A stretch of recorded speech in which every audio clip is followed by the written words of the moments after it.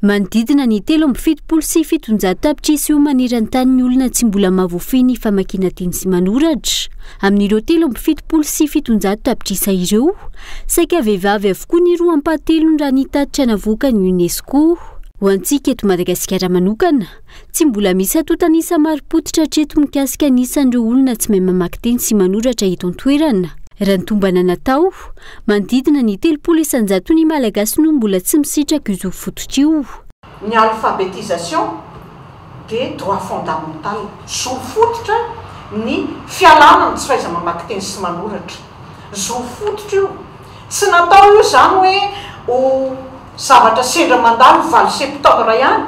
Tsia, fa zo fototra io zany hoe hoentina miainga hatrany amin'ilay ambaratonga fototra mandra-pahaantitra. Andao hiaraka hiady amin'ity analphabétisme. Anisan'ny zavatra anankiray mampitsingatitra ny fandrosoan'ny firenena, eny fa hatramin'ny santan'ny firenena raha satria maramaro aminao ny olona tsy afaka isitraka akory ny zoany, dia aiza ho aiza zany izay ny firenenao. Lafiny zavatra maro no mamparefy ny fanabeazam-pirenena eto Madagasikara. Ohatra amin'izany ny fantrana, ireo loza voajanahary sy ny maro hafa.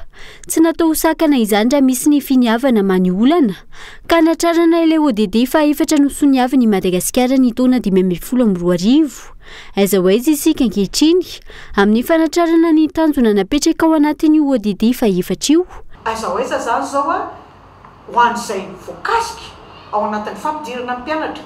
Tsy lavina amin'izany ray aman-dreny, fa tsy lavina ihany koa ny ministera, tsy lavina ihany koa ny fitondram-panjakana, tsy lavina ihany koa ny fiarahamonim-pirenena, fa inainanareo mpiara-miombona antoka. Aiza ho aiza moa zany zao ilay fanampy izay nataontsika tamin'ny 2014. Dia eto zany zao dia hoe raha ny rivo-doza ny mamparefo ny politika nisy ravo-pampianarana eto amintsika, izay ihany ve sa misy tokony firosoantsika irana mandinika ambony latabatra hoe inona tsy ahafahana anatratra ny tanjon'ny fampandrosoana maharitra io, dia ny fanabeazana kalitao mampitovy ny rehetra ary tsy manavaka n'izanizy, azo raisina mandritry ny androm-piainana manontolo. Ankalazaina isaky ny 9 septambra tahaka izao isan-taona ny andro iraisam-pirenena ho an'ny fahaizana mamaky teny sy manoratra. Antsonany rehetra ny milanja ny fahaizana mamaky teny sy manoratra ary mikajy. Entanina ihany koa iroso amin'ny alphabétisation mampiasa ny nomerika.